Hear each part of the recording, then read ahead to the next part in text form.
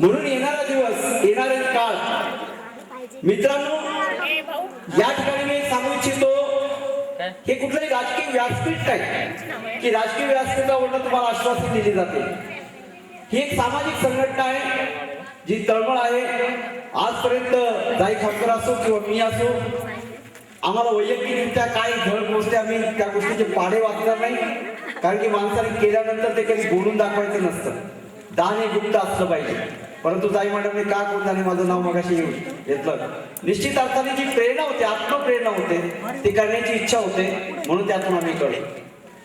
मित्रांनो, आज मला एक सांगायचं, धैर्य सोडू नका, सामर्थ्य बाळगा, कारण की परमेश्वराने तुमच्यासाठी दरवाजे उघडलेले आहेत. आम्ही दरवाजे उघडलेले नाही, परमेश्वराने टाटे हाजीमध्ये, आंबेगाव परिसरामध्ये, मंचर परिसरासाठी, शिरूर परिसरासाठी, आळेगाव परिसरासाठी, नारेगाव परिसरासाठी आणि समस्त या भागासाठी एक दरवाजा उघडलेला आहे. आणि त्यासाठी जाई खामकर नावाच्या व्यक्तीला त्यांनी उभं केलेलं आहे. हे परमेश्वराने केलेलं आहे. आणि म्हणून संस्था ही एका व्यक्तीवरती डिपेंड नसते, परंतु संस्था व्यक्तीच्या पाठीशी उभी राहिल्यानंतर हात मजबूत होतात. म्हणून अंधजागृती विकास मंडळ या संस्थेच्या बॅनर खाली जेव्हा आम्ही काम करतो, त्यावेळेस आम्हाला एक नवी शक्ती मिळाली. आणि जाई खामकरांनी देखील अगदी हिरिरीने आणि विशेष करून जो उत्सुकतेने आम्हाला प्रतिसाद दिला, आम्हाला एक नवीन बळ मिळालेलं आहे. त्यांच्या जीवन चरित्रातून, त्यांच्या एकंदरीत परिस्थितीमधून आम्ही पाहिलं आणि आम्हाला एक नवीन बळ मिळालं. आणि आता आम्हाला आशा आहे की या ठिकाणी ट्रेनिंग सेंटर नक्की उभं राहील. आणि ट्रेनिंग सेंटर उभं राहिल्यानंतर इतर लोकांना ट्रेनिंग तर मिळेलच, परंतु येणाऱ्या दिवसामध्ये त्यांना प्रोडक्शन सेंटरच्या माध्यमातून काम करण्याची संधी देखील मिळेल.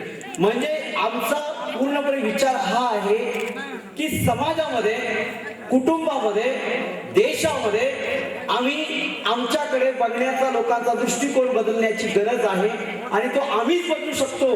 तो आम्ही कसा बदलू शकतो, तर आमचे हात जेव्हा आमच्या हाताला काम मिळेल तेव्हा आम्ही बदलू शकतो. आणि ते हाताला काम देण्याचं काम आम्हाला या संस्थेच्या माध्यमातून करायचं आहे. त्यासाठी तुम्ही सर्व सहकार्य कराल आणि तुमच्या सहकार्यातूनच ते उभं राहील असा माझा पूर्ण विश्वास आहे.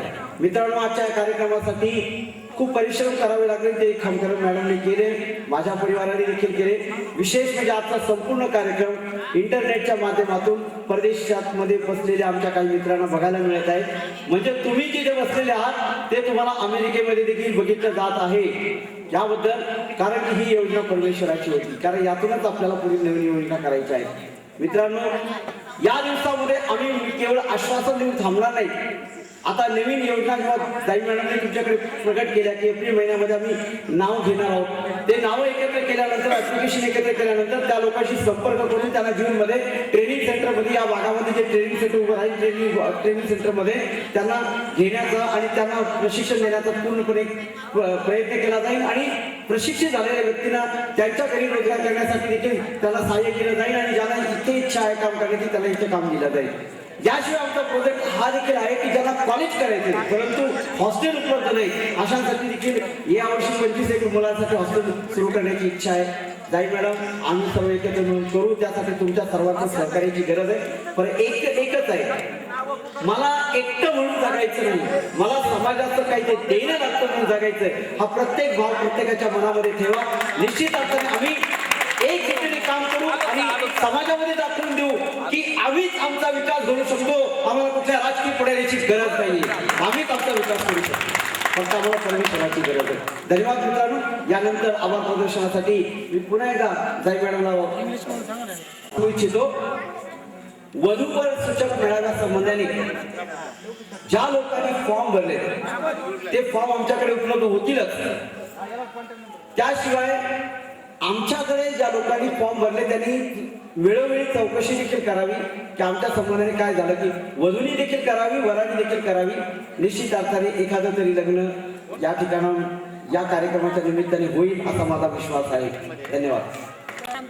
जाई खामकर, आम्ही सगळ्यांचा आभार मानते की सगळ्यांनी अगदी उत्स्फूर्तपणे आमचा कार्यक्रमाला आपली हजेरी लावून आपला प्रतिसाद